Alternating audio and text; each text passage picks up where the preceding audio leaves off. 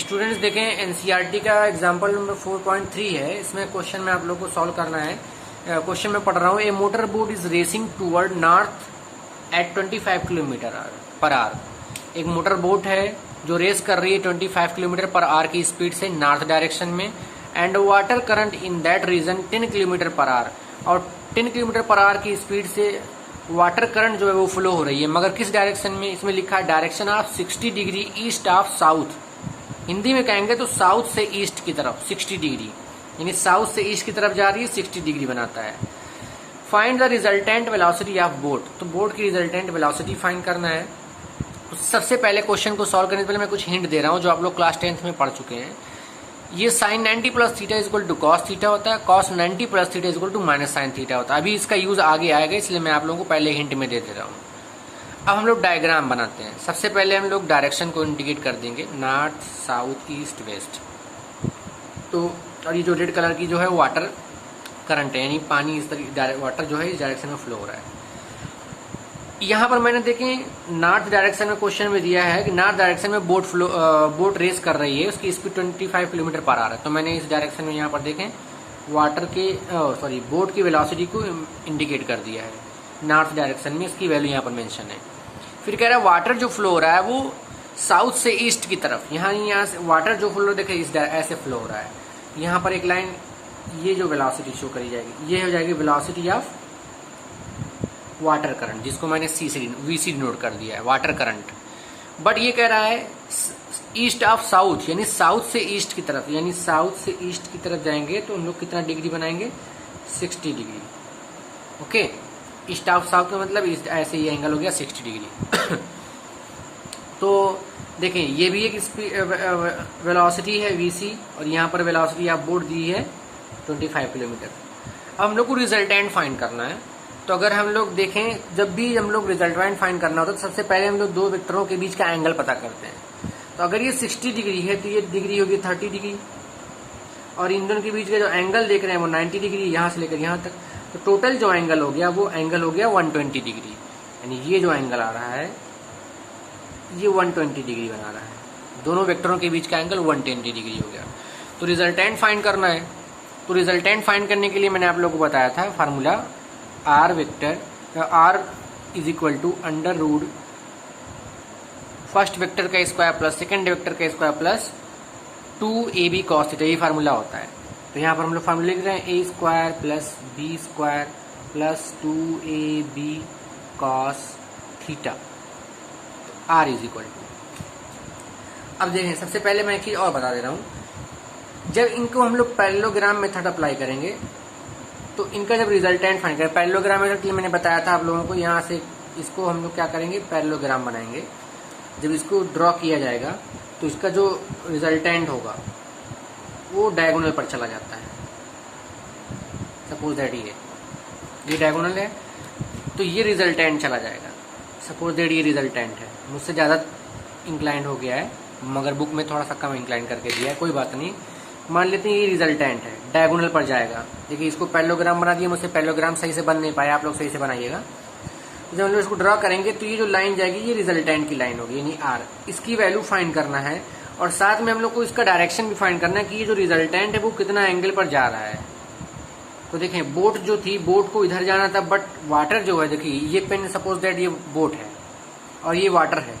जब ये water flow होता है तो बोट को इस तरफ से पुश करना शुरू करेगा क्योंकि इसकी रिलेटिव वेलोसिटी आ जाएगी, रिलेटिव वेलोसिटी ऐड करने से स्टार्ट कर देगी। तो ये जो बोट का जो डायरेक्शन होगा वो इस डायरेक्शन में जाकर थोड़ा सा इस तरीके से हो जाएगा। तो यही रिजल्टेंट शो करेगा कि ये बोट इस डायरेक्शन में जाना शुरू हो जाएगी। तो ये जो एंगल बनता है ये अल्फा, इस अल्फा को हम लोग मान लेंगे रिजल्टेंट का एंगल अल्फा है।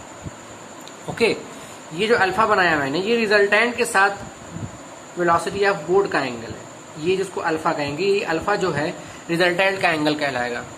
अब यहाँ पर हम लोग ए और बी किसको मानेंगे, वीसी को भी ए माने कि वीबी को ए माने। तो सबसे आसान तरीका मैं बता दे रहा हूँ कि रिजल्टेंट के साथ जो वेक्टर एंगल बनाएगा, देखिए रिजल्टेंट की लाइन ये है और इस वेलोसिटी की लाइन ये है, यानी ये वेक्टर, और इन दोनों के बीच जो एंगल बनता है उस वेक्टर को हम लोग ए मान लेते हैं। देखिए ये अल्फा है रिजल्टेंट का एंगल, इसके साथ जो वेक्टर लगा हुआ है वही वेक्टर ए मान लिया जाएगा, यानी वेलोसिटी ऑफ बोट जो है वो ए वेक्टर मान ली जाएगी।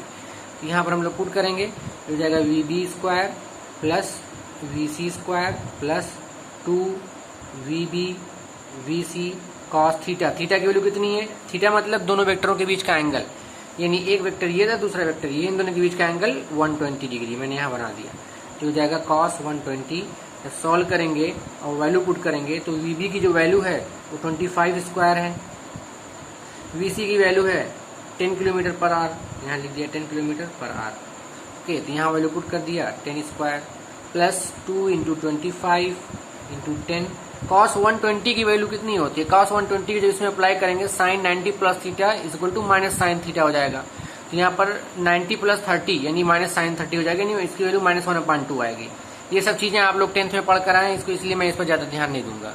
मेरा जो मेन कॉन्सेप्ट था ये सब बताना था, मैंने बता दिया। आप लोग ये सब याद करके ये कॉस 120 की वैल्यू कैसे फाइंड की जाती है सब मैं नहीं बताऊंगा। Then r is equal to under root, जब इसको सॉल्व करेंगे तो 625 प्लस 100 माइनस ये हो जाएगा 2 से 2 कैंसिल, हो जाएगा 250।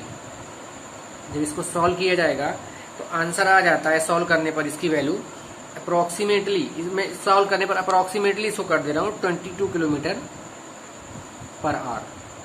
इसको जब सॉल्व करेंगे तो अप्रोक्सीमेट आएगा, एग्जैक्ट 22 किलोमीटर पर आवर नहीं आएगा, 21.8 अप्रोक्सीमेट आएगा। तो उसको जब राउंड ऑफ करेंगे 22 किलोमीटर पर आवर मान लेंगे, यानी जो रिजल्टेंट वेलोसिटी होगी ये हो जाएगी।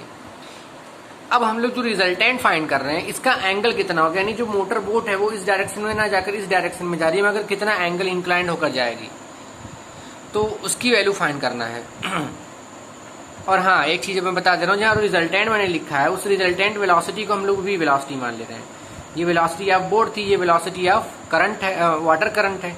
इन दोनों की वेलोसिटी को जब सॉल्व करेंगे तो जो आएगा वो रिजल्टेंट वेलोसिटी हो जाएगी। यहाँ इसलिए मैंने आर लिख दिया था, वो काट दे रहा हूँ, यहाँ पर भी लिख दे रहा हूँ। ये रिजल्टेंट वेलोसिटी होगी, यानी मोटर बोट की जो रिजल्टेंट वेलोसिटी होगी उसकी एक्चुअल वेलोसिटी से थोड़ा कम हो जाती है, 22 किलोमीटर पर आवर हो जाएगी। अब इसका डायरेक्शन फाइंड करना है, तो डायरेक्शन फाइंड करने के लिए मैंने आप लोगों को फार्मूला बताया था, tan alpha is equal to b sine theta upon a plus b cos theta. तो मैंने आप लोगों को स्टार्टिंग में बता दिया है कि रिजल्टेंट के साथ जो वेक्टर लगा होगा और अल्फा एंगल बनाए, मतलब अल्फा जिस वेक्टर के साथ लगा होगा वो वेक्टर क्या मान लिया जाएगा, ए मान लिया जाता है। तो यानी ये जो वेलोसिटी ऑफ बी जो बोट है उसको हम लोग ए मान लेंगे। यहाँ पर मैंने स्टार्टिंग में ही बता दिया था, ये जो है और आगे कंफ्यूज ना हो इसलिए मैं ये कॉन्सेप्ट आप लोग बता दे रहा हूँ कि रिजल्टेंट का जो एंगल होता है उसके साथ जो वेक्टर होगा वही ए मान लिया जाएगा। आसानी के लिए मैं ये शॉर्टकट बता रहा हूँ।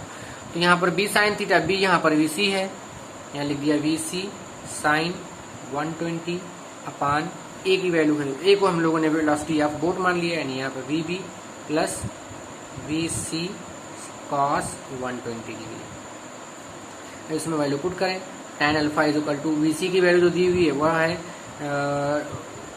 10, फिर साइन 120 हो गया। फिर इसके फार्मूला अप्लाई करेंगे, साइन 90 प्लस थीटा की वैल्यू कॉस थीटा होती है, तो साइन 90 प्लस 30 हो जाएगा कॉस 30। यहाँ हो जाएगा साइन 120 की वैल्यू कॉस 30 √3/2 हो जाएगा। साइन 120 की वैल्यू √3/2 हो गया अपान वेलोसिटी ऑफ बोट जो है वो 25 है। फिर यहाँ पर plus velocity of water current 10 into cos 120 की वैल्यू इस फार्मूले से अप्लाई करेंगे -30 हो जाएगा। तो या डायरेक्टली कह सकते हैं कॉस 120 की वैल्यू -1/2 होती है। ये कॉन्सेप्ट अप्लाई किया गया तब ये वैल्यू आई है यहाँ पर। तो इसको जब सॉल्व करेंगे तो tan alpha is equal to आएगा, इसको कैंसिल आउट कर दिया, 5√3 हो गया अपान 25, ये हो जाएगा माइनस, इसको काट दिए तो ये हो जाएगा 5। तो tan alpha is equal to 5√3 upon 20, 5 को कट किया तो ये आएगा √3/4। तो tan alpha is equal to √3 की वैल्यू होती 1.732 अपान 4। तो tan alpha is equal to हो गया 0.4 कैरी 1, 4 3 12 एंड 4 3 12, 0.433 आएगा। तो इसमें अल्फा इज इक्वल टू हो जाएगा tan इनवर्स 0.433, ये हो गया। अब इसकी वैल्यू आप लोग आंसर निकाल के नहीं छोड़ देंगे तो भी आपका सॉल्व मतलब करेक्ट आंसर माना जाएगा। इसके लिए वरना आप लोग को वो देखना पड़ता है, चार्ट देखना पड़ता है। तो मैं यही बता रहा हूँ कि ये आप लोग इसी तरीके से सॉल्व करके छोड़ दिएगा। मैं एक बार रिपीट कर रहा हूँ, ए और बी किसको माना जाएगा। मैं एक बार क्योंकि इसमें अक्सर लोग कंफ्यूज हो जाते हैं कि बी किसको माना जाए, ए किसको माना जाए। एक बार फिर से मैं कह दे रहा हूँ कि जो रिजल्टेंट का एंगल अल्फा होता है उसके साथ जो वेक्टर लगा होगा, देखिए अल्फा के साथ ये वेक्टर लगा हुआ है बी, वेलोसिटी ऑफ बोट, इसी को हम लोग ए मान लेंगे, बाकी जो दूसरा वाला होगा उसको बी मान लिया जाएगा। इसीलिए देखें बी को माना गया वेलोसिटी ऑफ करंट, देखिए यहाँ पर बी की जगह पर वेलोसिटी ऑफ करंट पुट कर दिया गया है, और जो ए था वो यहाँ पर था, इसलिए हमने वेलोसिटी ऑफ बोट को ए मान लिया है। ओके, इस तरीके के आप लोग न्यूमेरिकल सॉल्व करते रहिए।